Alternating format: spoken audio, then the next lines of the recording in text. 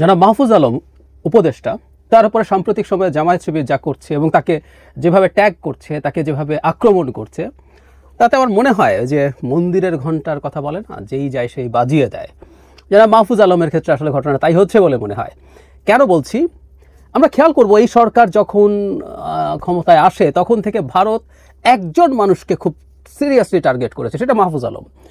এবং মাহফুজ আলম হচ্ছেন Hizb ut Tahrir. আপনারা যে কেউ অনলাইনে ভিনা সিকরি বাংলাদেশকে নিয়ে যতবার কথা বলেছে, ভিনা সিকরির আলাপ দেখবেন, তিনি মাহফুজ আলমকে স্পষ্টভাবে হিজবুত তাহরির বলছেন। এবং তিনি শুধু নন, অন্যান্য অনেকে বলে। সো ভারত তাকে শত্রু, জামাত শিবির তাকে আবার ভারতের দালাল বানাচ্ছে, ইসলামের একটা অংশ তাকে আবার ইসলামের শত্রু বানাচ্ছে। মানে এক অদ্ভুত সিচুয়েশন তাকে নিয়ে। কেন তিনি এটায় পরিণত হলেন সেটা নিয়ে একটু কথা বলতে চাই। তার আগে একটা কথা একটু বলে রাখা ভালো, এখন পর্যন্ত মাহফুজ আলমকে নিয়ে আমি দুবার সম্ভবত বা তিনবার কথা বলেছি, দুবার সরাসরি, আরেকবার ডক্টর ইউনুস তাকে যখন ব্রেইন বিহাইন্ড দ্য মুভমেন্ট বলেছেন তখনও।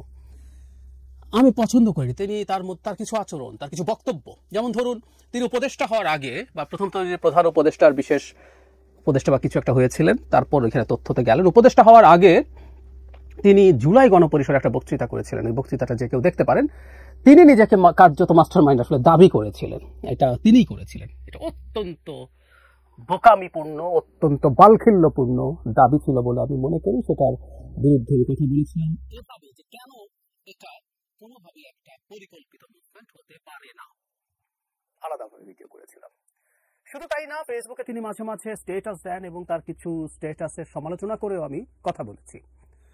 কিন্তু এই সমালোচনাগুলো থাকবে, কিন্তু একটা গুরুত্বপূর্ণ মানুষ তিনি এই মুভমেন্টের, এতে কোনো সন্দেহ নেই। অনেক গুরুত্বপূর্ণ মানুষদের একজন তিনি, মাস্টার মাইন্ড বলে আমরা সহজে যেভাবে বলি, নন, কেউই নন, আসলে কেউ নন। যে কারোর সাথে আমি এটা নিয়ে ওপেন ডিবেট করতে প্রস্তুত আছি। যাই হোক, সেদিকে যাচ্ছি না। কিন্তু এখন যখন তিনি এই সংকটে পড়েছেন, মাহফুজ আলমের প্রতি আমাদের দৃষ্টিভঙ্গি কী হবে? উনি সংকটে কেন পড়লেন? ওনার সংকটের কারণ হচ্ছে তিনি প্রথম একটা ফেসবুক স্ট্যাটাস দিয়েছিলেন, সেটা একটা অংশ আমি একটু পড়ি। তিনি বলছেন এভাবে,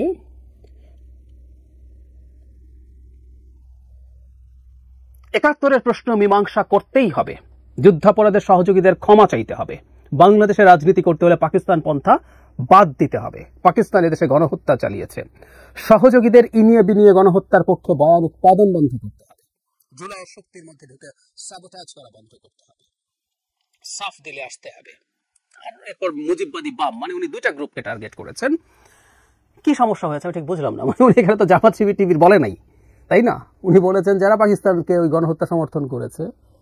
কিন্তু ওই যেটা হয়, ঠাকুর ঘরে কেড়ে আমি কলা খাই না, জামাত শিবির খেপে গেল এবং বিভিন্ন জামাতের এবং শিবিরের অ্যাক্টিভিস্ট তাকে আক্রমণ করতে শুরু করলেন মারাত্মকভাবে, ভয়ঙ্করভাবে, এবং নানান ছবি টবি আনতে শুরু করলেন। উনি মাদ্রাসায় পড়েছেন, মাদ্রাসার যে তার প্রথাগত পোশাক পরা, সেই ছবি সামনে এনে তাকে কি প্রমাণ করতে চাইলেন জানি না।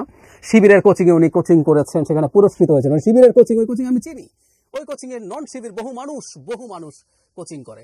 আর আমরা এভাবেও বলি, কেউ যদি আগে শিবির থাকে, তিনি যদি সেটা থেকে বেরিয়ে এসে এক্স শিবির না হন, মানে শিবির বেরিয়ে আসলে একটা গ্রুপ আছে, একটা বর্গ আছে এক্স শিবির, এরা আসলে শিবির।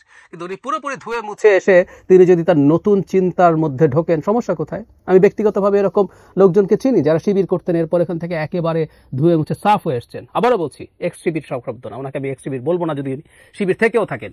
কিন্তু তারা এগুলো আনলেন এবং তীব্রভাবে আক্রমণ করতে শুরু করলেন। শুধু তাই না, তাকে নিয়ে একটা কথা রটানোর চেষ্টা হলো, সেটা হচ্ছে আওয়ামী লীগকে নিষিদ্ধ করা নিয়ে ক্যাবিনেটে যখন আলোচনা হয় তখন নাকি মাহফুজ আলম সেটার বিরোধিতা করেছেন, উনি নিষিদ্ধতা চাননি, এরকম একটা অভিযোগ। ফলে অনেকেই হুমড়ি খেয়ে পড়ে। আমি পরে দেখলাম আরেকজন ছাত্র উপদেষ্টা জনাব আসিফ মাহমুদ সেটাকে নাকচ করেছেন, তাকে স্ট্যাটাস দিতে হয়েছে এবং মারাত্মক আক্রমণের মুখে তিনি পড়েন। এরপর তিনি যেটা করেছেন, আমি মনে করি এটা বোকামি, বয়সের দোষ, ঠিক হয়নি তার স্ট্যাটাসটা ওভাবে দেয়া।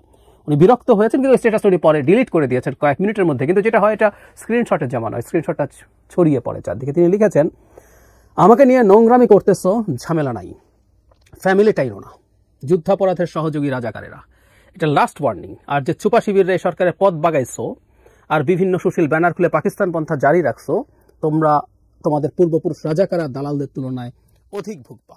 যারা বিতর্কের এবং গালাগালির লিমিট জানে না, তাদের আমি সহনাগরিক মনে করি না।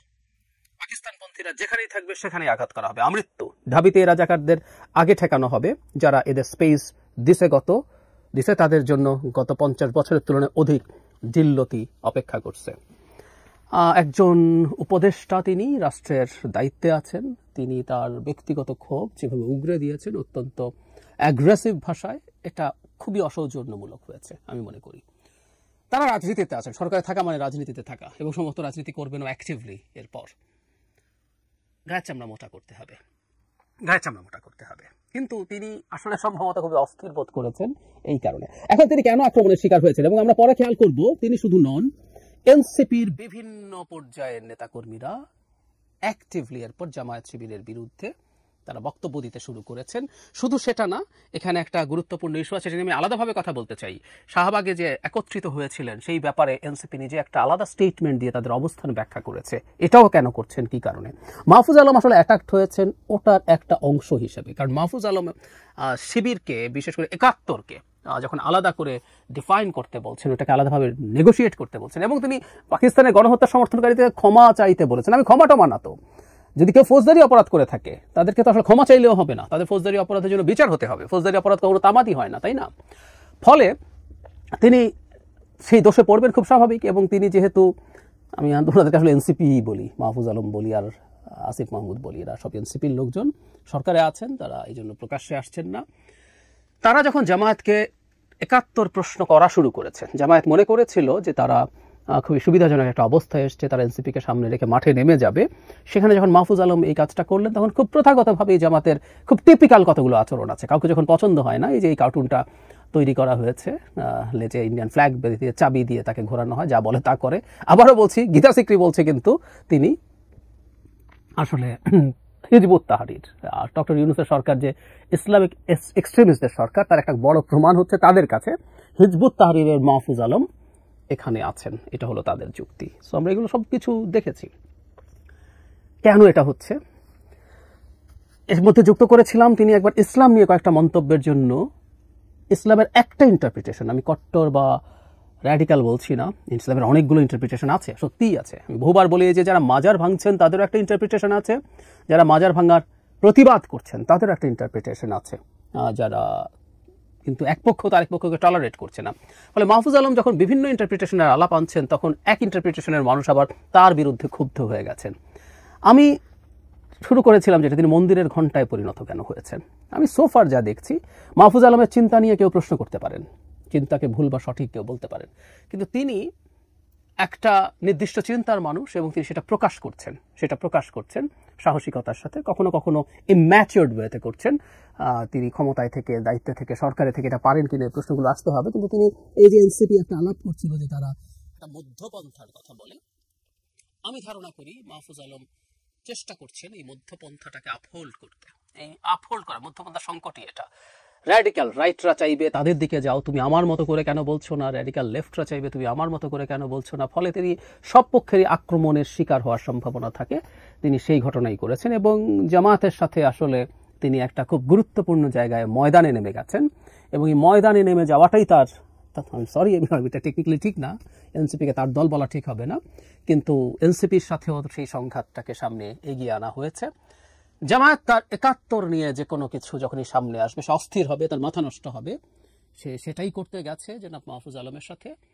আমরা মাহফুজ আলমের সমালোচনা করি, দীর্ঘদিন থেকে করেছি, যখন তিনি সমস্যা করেছেন বলে মনে হয়, এবং আমি তার কথা, তার অ্যাটিটিউডের মধ্যে এক ধরনের অ্যারোগেন্স দেখি। এগুলো ঠিক না, সমালোচনা হতে পারে, কারো জানাই শেষ জানা হয়ে যায় না। কিন্তু এই প্রসঙ্গে এবার তিনি এটা নিয়ে যেটা করেছিল, সেই পরের স্ট্যাটাসটার কথা বলছি, যেটা উনি ডিলিট করে দিয়েছেন, নিজে রিয়ালাইজ করেছেন যে এটা ঠিক হয়নি, এ ধরনের কাজে তাকে সতর্ক থাকতে হবে। কিন্তু ৭১ নিয়ে তিনি যা বলেছেন, আমরা ভীষণভাবে তার পক্ষে আছি। যারা মাহফুজ আলমকে হুমকি দিচ্ছেন, যারা মাহফুজ আলমকে এটা করবেন সেটা করবেন বলছেন, ইত্রামি করছেন, এগুলো বন্ধ করতে হবে।